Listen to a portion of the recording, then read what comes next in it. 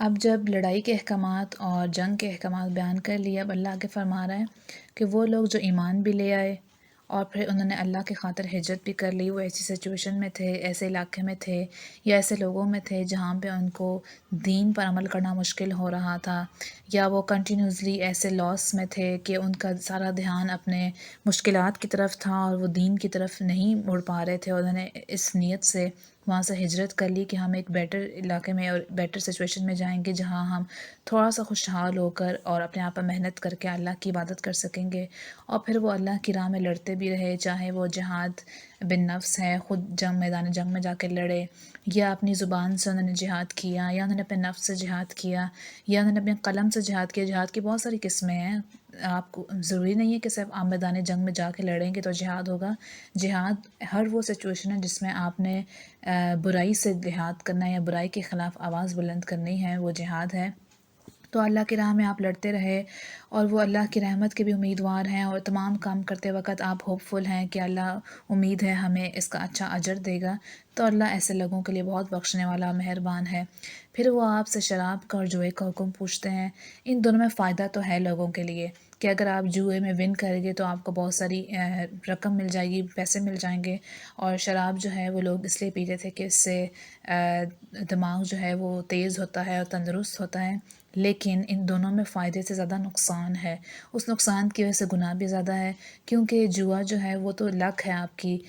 اگر آپ کی رقم نکل آئی تو نکل آئی، نہیں تو آپ جو آپ کے پاس کل جمع پونجی تھی آپ اس سے بھی چلے جائیں گے، وہ اس کا نقصان۔ اور شراب پی کے آپ کو معلوم نہیں ہے کہ آپ کن حرکتوں میں مصروف ہیں یا آپ سے کون سے ایسے کام ہو رہے ہیں، اور آپ کو یاد بھی نہیں رہے گا وہ گناہ کر کے، وہ ایکشنز کر کے کہ آپ نے کیا کیا اس حال میں۔ تو ان کے نقصان کی وجہ سے اللہ نے ان کو حرام کر دیا اور ان کا گناہ جو ہے وہ ڈبل کر دیا۔ وَيَسْأَلُونَكَ مَاذَا يُنْفِقُونَ، پھر وہی سوال کہ وہ ہم سے پوچھتے ہیں کہ ہم کیا خرچ کریں۔ اب اللہ کلیئرلی ایکسپلین کر رہا ہے، پہلے تو اللہ نے یہ بتا دیا نا کہ آپ کچھ بھی ہو بس وہ خیر ہو، اچھا مال ہو، اور پھر اللہ نے بتا دیا کہ کس کس پہ خرچ کریں۔ پھر بھی صحابہ کا اصرار تھا کہ ہم کیا خرچ کریں، تو اللہ فرما رہا ہے کلیئرلی ایکسپلین کریں، قُلِ الْعَفْوَ، کہہ دیجئے جو آپ کی ضروریات سے بچ جائے اس کو اللہ کی راہ میں خرچ کر دیں۔ آپ نے اپنے منتھلی جو بھی ایکسپینسز تھے وہ پورے کر لیے، آپ کا راشن پورا ہے، آپ کا میڈیکل ایکسپینسز، آپ کے billings, each and everything complete ہے، اور اگر آپ کوئی تحفہ یا ہدیہ دینا چاہ رہے ہیں وہ دینے کے بعد بھی اب کچھ آپ کے پاس بچ گیا تو اس کو اللہ کی راہ میں خرچ کر لیں۔ اسی طرح اللہ آپ کے لیے اپنے احکامات کھول کھول کر بیان کرتا ہے تاکہ آپ غور و فکر کریں، تدبر کریں، اور یہ دنیا کی باتوں میں بھی اللہ نے ایسے ہی آپ کو ایکسپلین کیا ہر چیز، اور آخرت میں بھی۔ پھر وہ آپ سے یتیموں کے بارے میں پوچھتے ہیں کہ یتیموں کا کیا حکم ہے۔ پہلے ایسا تھا کہ یتیموں کا مال اپنے مال کے ساتھ ملا کر کھانا جو ہے وہ منع تھا۔ فار ایگزامپل کسی کے باپ مر گیا اور بچے جو ہیں وہ یتیم ہیں، وہ اب آپ کی کفالت میں ہیں، آپ ان کے کفیل ہیں، تو آپ کو الاؤڈ نہیں تھا کہ ان کا مال جو ہے وہ اپنے ضرورت میں خرچ کر سکیں یا اپنے مال میں شامل کر سکیں۔ لیکن اس حکم سے کیا ہوا، لوگ تکلیف میں پڑ گئے، ان کے لیے بہت بڑا حیصل تھا کہ اپنے مال کو یتیموں کے مال سے الگ الگ سیپریٹ کر کے رکھیں، ہر روز کی بنا پر اس کو کیلکولیٹ کریں، ان کے لیے سیپریٹ کھانا بن رہا ہے، ان کی ہر چیز سیپریٹ پرچیز ہو رہی ہے۔ تو اس سب میں نا جو ہے مسلمان بہت پریشان ہو گئے، تو انہوں نے واپس آ کے آپ علیہ السلام سے ذکر کیا کہ یہ تو ہمارے لیے بہت تکلیف کا باعث ہو گیا، اور بہت ساری ایسی سچویشن آ جاتی ہے کہ جس میں ہم سے زیادتی ہو جاتی ہے ان کے مال میں۔ تو اللہ نے یہ یہاں پہ پھر ڈھیل دے دی کہ اب اگر آپ ان کا مال کو اپنے مال میں شامل کر لیں اور سانجہ ایک کھانا بنا لیں اور اسی میں سے خرچ کریں، لیکن یہ حساب کتاب رکھیں کہ جو یتیم کا مال ہے وہ آپ پرسنلی اپنی ذاتی ضروریات کے لیے خرچ نہیں کر رہے، اس کے لیے خرچ کر رہے ہیں، تو یہ آپ کے لیے الاؤڈ ہے۔ فَإِخْوَانُكُمْ وَإِن تُخَالِطُوهُمْ فَإِخْوَانُكُمْ، اگر آپ ان کا خرچ اپنے ساتھ ملا لیں تو وہ تمہارے بھائی ہیں۔ اور یہ جان لیں کہ اللہ جو ہے وہ مفسد اور مصلح کو جانتا ہے کہ کون بیچ میں فساد کرنے والا اور خرابی کرنے والا، چوری چھپے جو ہے وہ چیٹنگ کر کے یتیم کا مال یہ ظاہر کرے گا وہ یتیم پہ خرچ کرے، اپنے پہ خرچ کر لے، اور کون ان میں مصلح ہے جو اصلاح کرنے والا ہے۔ اور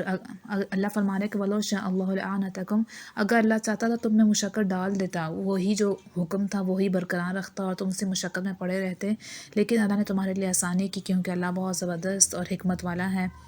اب چونکہ یتیم کا حکم یہاں پہ مینشنڈ ہوا، تو اس میں ایسا تھا کہ بہت سارے لوگ یتیم لڑکیوں سے شادی کر لیتے تھے تاکہ ان کا مال جو ہے وہ گھر میں ہی رہے یا ان کا سارا مال کے وارث ہم بن جائیں۔ تو اسی سے ملا کر اللہ نے ایک اور اس میں نکاح کا حکم منشن کیا، وَلَا تَنْكِحُوا الْمُشْرِكَاتِ حَتَّى يُؤْمِنْ، کہ مشرک عورت سے نکاح کرنا جائز نہیں ہے یہاں تک کہ وہ ایمان لے آئے۔ مشرک عورت وہ ہے، وہ تمام دین والے جو اللہ کے ساتھ شریک ٹھہراتے ہیں۔ اب بہت سارے لوگ جو ہیں وہ کرسچنز کے ساتھ جو ہے وہ نکاح الاؤڈ تھا کیونکہ وہ اہل کتاب تھے، اہل کتاب ان کے اوپر اللہ کی طرف سے کتاب نازل ہوئی بائبل، لیکن اب انہوں نے مسئلہ یہ ہے کہ انہوں نے اللہ کے ساتھ شرک کرنا شروع کر دیا ہے، تو وہ بھی مشرکین کے احکامات میں ہے۔ تو اٹس بیٹر کہ آپ کرسچن سے بھی نکاح جو ہے وہ اوائڈ کریں، کرسچن فیمیل سے، حتیٰ یؤمننا، یہاں تک کہ وہ ایمان نہ لے آئیں۔ آگے اللہ کیا کمپیریزن کر رہا ہے کہ اس زمانے میں سلیوز کا چونکہ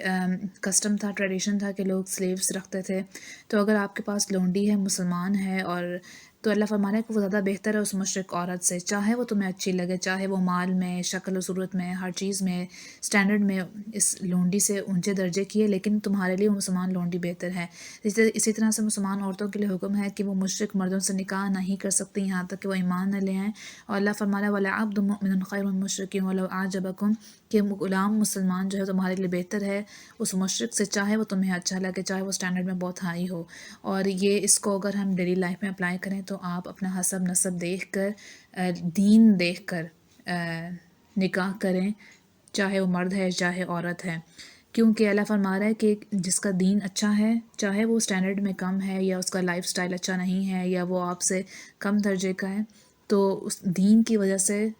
وہ آپ کے لیے افضلیت رکھتا ہے۔ اب ایسے لوگوں سے نکاح کرنا کیوں منع ہے؟ اولئک یدعون الی النار، کیونکہ وہ دوزخ کی طرف بلاتے ہیں، اور حالانکہ اللہ تو آپ کو جنت کی طرف بلانا چاہ رہا ہے، اللہ آپ کو بخشش کی طرف بلانا چاہ رہا ہے، اللہ چاہ رہا ہے کہ آپ اللہ کے احکامات پر عمل کرتے رہیں اور تاکہ اللہ آپ کو جنت عطا کر دے۔ وَيُبَيِّنُ آیَاتِهِ لِلنَّاسِ لَعَلَّهُمْ يَتَذَكَّرُونَ، اللہ نے یہ اپنے احکامات کیوں کھول کھول کر بیان کیے ہیں؟ تاکہ لوگ اسے نصیحت پکڑیں، اس کو اپنے لیے ایز این ایڈوائز یوز کریں۔ کیونکہ پرابلم یہ ہے کہ انسان جس کے ساتھ رہتا ہے اس کا رنگ ضرور چڑھتا ہے، اس کی عادات، اس کا ایٹیٹیوڈ، اس کا بیہیویئر، اس کی ہیبٹس آپ سب کاپی کر رہے ہوتے ہیں، ان انٹینشنلی اور انکانشیسلی آپ کے اوپر اس کا رنگ چڑھ رہا ہوتا ہے۔ تو رشتے کرتے وقت جو ہے وہ دین کا ایلیمنٹ ضرور دیکھنا چاہیے کہ وہ اس انسان کا دین کتنا ہے۔